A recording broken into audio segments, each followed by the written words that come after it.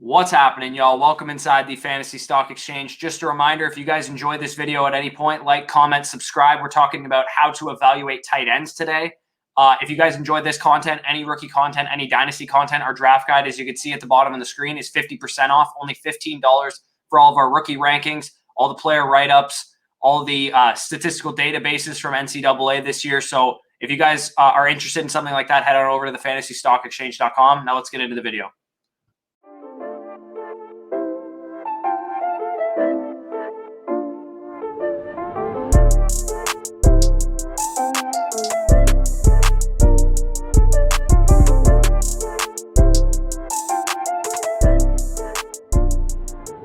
Today, we are closing out our four-part series talking about how to evaluate each position for fantasy purposes, and we're doing it with the unsung hero, the tight end position of fantasy. I can assure you, when you are able to spot an elite one in this area, this is the biggest advantage that you can have in fantasy leagues. The people that heavily invested in guys like George Kittle, for example, are laughing right now at the people struggling to find a viable tight end.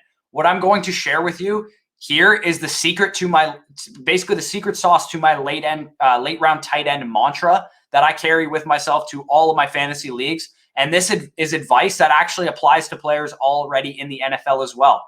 Because tight end is such a complex position, the pro transition for new rookies and stuff is steeper than the running back and wide receiver positions. So you can actually use the metrics I'm about to talk about to spot veteran breakouts as well. It's not necessarily just for rookie tight ends. So what we're going to get into, as we did for the other positions, are what are the benchmarks for tight ends? What are we actually looking for to indicate whether someone might be successful at the next level?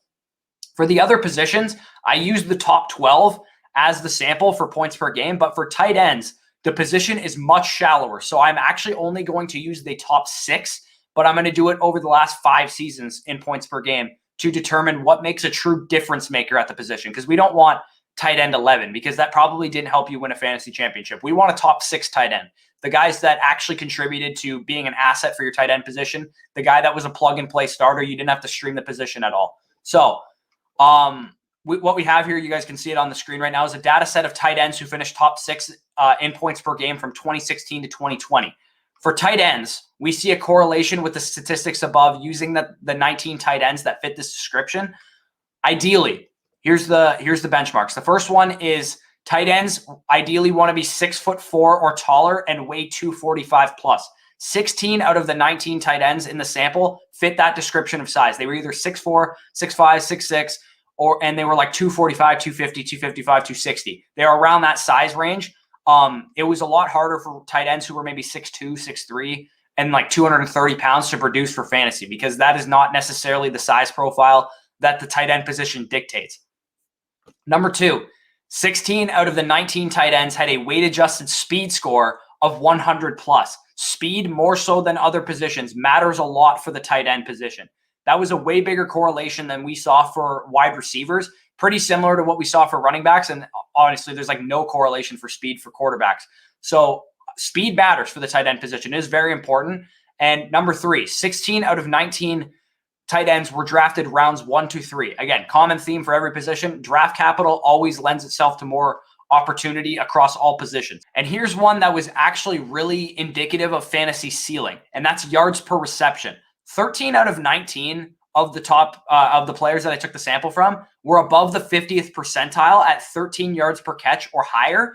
But what was interesting about this stat, when you actually dug into these guys individually, was this was very indicative of ceiling and fantasy consistency year over year. The guys that finished on this list multiple years, the Travis Kelce's, the George Kittles, the Rob Gronkowski's, the Zach Ertz's, the top 6 tight ends that had the lower yards per reception were kind of one-year wonders on this list, and they remained inconsistent over the years.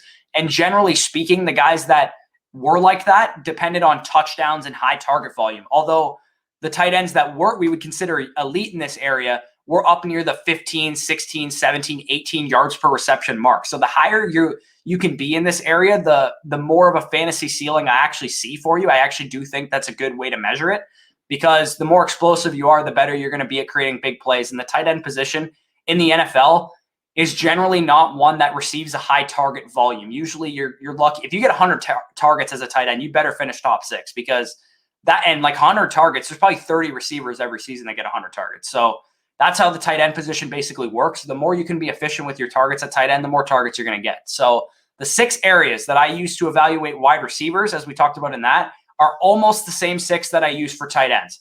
Because they're both pass catchers, a lot of the same things apply. Number 1, separation. Can you get open? And especially when separation should be easy in a man matchup. So for tight ends specifically, they're not always going to have a cornerback on them like a wide receiver. They might be against a linebacker. They might have a safety on them. They might have a jack of all trades defensive back on them. So basically, how can you separate, and can you do it in multiple ways? Can you do it with speed and agility against a linebacker? And can you do it with size and physicality against a corner, for example, or a defensive back?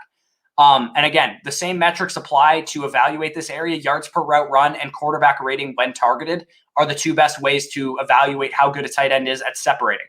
Number 2, hands, as usual. Once you get open, can you catch the ball? Particularly in tight spaces for tight ends, given they're less likely to be able to separate like a receiver. A guy like Kadarius Toney and Rondell Moore and Jalen Waddle, they don't necessarily need to be that great in contested situations because they weren't in them very often. And at the NFL level, they're going to be open more often than they're not because of their speed and their agility and their route running abilities. So can you basically make some contested catches is definitely important for the tight end position. And to use that, to evaluate that, you can use their catch percentage, their drops, and their drop percentage. Third, same area for wide receivers, yak ability. Not expecting as much out of a tight end as I would be for a receiver, but when a tight end is very good in this area, it means they have elite level potential. And you're going to see that with Kyle Pitts this year. Kyle Pitts is an elite level tight end prospect, in my opinion, and it's because of this. He's so good after the catch that it's almost wide receiver-like, and that's when you get a guy like George Kittle in the NFL who's just excellent after the catch. That's why people were so high on O.J. Howard, for example, because he's just so good after the catch. Certain guys, when they have this ability, they have that elite level potential that can lead to a guy being on your dynasty roster for 8 years as an elite tight end.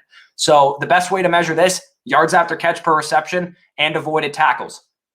Number 4, we have usage and versatility. Again, this is kind of like being a 3-level threat for wide receivers, but for tight ends, it's a little different.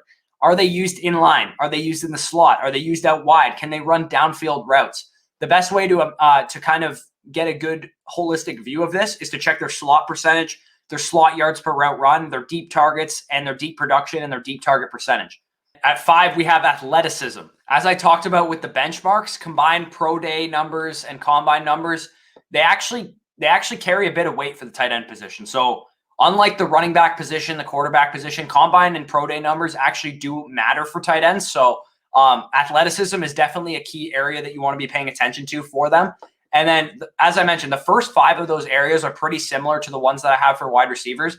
But the only difference is that the 6th area for tight ends is blocking. Can they line up in line and block effectively in the run and pass game? And the best way to measure this is pass blocking efficiency, PFF passing grade, and PFF run blocking grade. Because, I mean, if you can't block in the NFL, it's going to be a hurdle for you, and it's going to take you longer to develop because a coach usually won't trust you on the field as a tight end unless he can trust you to block consistently. And if he can't do that, you better be some special athlete that he can use in space. And even then, that's only a very rare situation. So I would say blocking, very important for tight ends.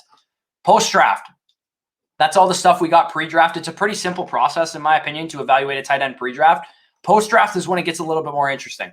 Draft capital, once again, the higher the draft capital, the more faith and opportunity that a tight end is entitled to. 5th rounders are like Leslie to be replaced by first rounders in the future 1 year later. Generally speaking, for tight ends, there isn't too much of a difference between a 1st round tight end, a 2nd round tight end, or a 3rd round tight end. But top 3 round draft capital is definitely key. That's what you want to see for a tight end. If you're thinking about a veteran breakout candidate or whatever, just go look at what former pick was he. Was he a 2nd round pick or something like that? That usually is a notch in their case. And again, landing spot, as is the case with wide receivers, it is sometimes difficult to estimate what kind of usage a tight end is going to see, what kind of target distribution they're going to see, and what their quarterback chemistry is going to be like. Although here at FSE, again, we should have you covered in these areas to evaluate these landing spots, but the production hierarchy, again, applies. It's the easiest way to estimate a player's ceiling and floor. For example, when Jimmy Garoppolo came into his own once he was traded to San Francisco was sorely lacking viable pass-catching options. Along came a 5th-round rookie tight end with an excellent profile that hit all of the benchmarks, tight end out of Iowa by the name of George Kittle. Boom. The next season, the sophomore tight end George Kittle posted one of the highest receiving yardage totals for a tight end in NFL history. And the reason he was able to do that is because there was no target hog wide receiver in his offense, and he had a quarterback who was playing effective ball.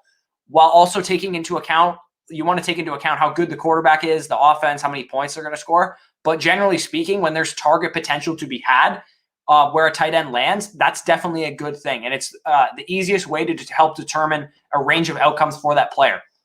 So ideally, especially for Kyle Pitts, because he's the cream of the crop of this class, he's a very pro-ready guy. You want him to go to a situation where he has a chance to get involved in the passing game right away. And in my opinion, the two best kind of areas for him to do that in the range I see him going in the draft, which is probably the top 20 picks, top 15 picks, is New England, who notoriously uses tight ends, and Arizona, because they only have DeAndre Hopkins and they have pretty much a target number 2 available in their offense, and Kyle Pitts would be a tremendous fit.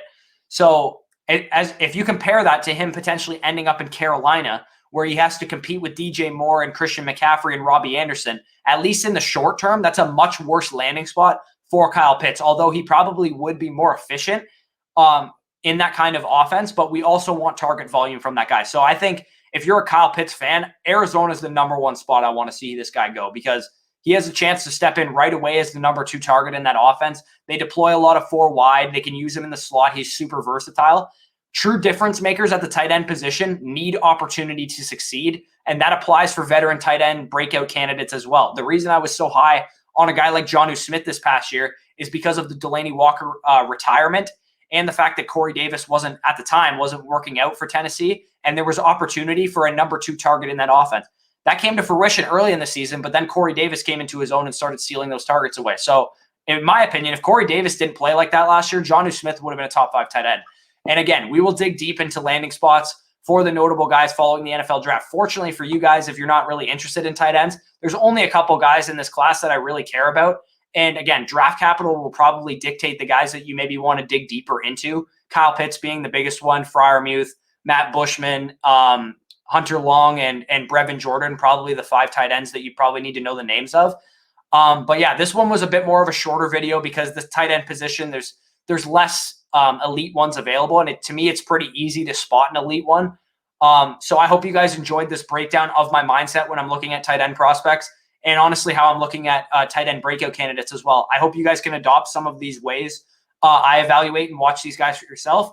Make sure to check out the other videos in the series relating to the other positions. Also, make sure to check out the database of stats for all 4 positions as well. If you guys watch these in chronological order, I thank you guys for tuning into this series. This will probably be released on YouTube at some point, probably closer to the NFL draft, because I think this is really valuable content for people to get out. But for you guys that bought the draft guide, it's the reason you guys are getting it early, March 1st, as early as you can listen to this. So peace out, guys. Enjoy the rest of the guide and enjoy your day.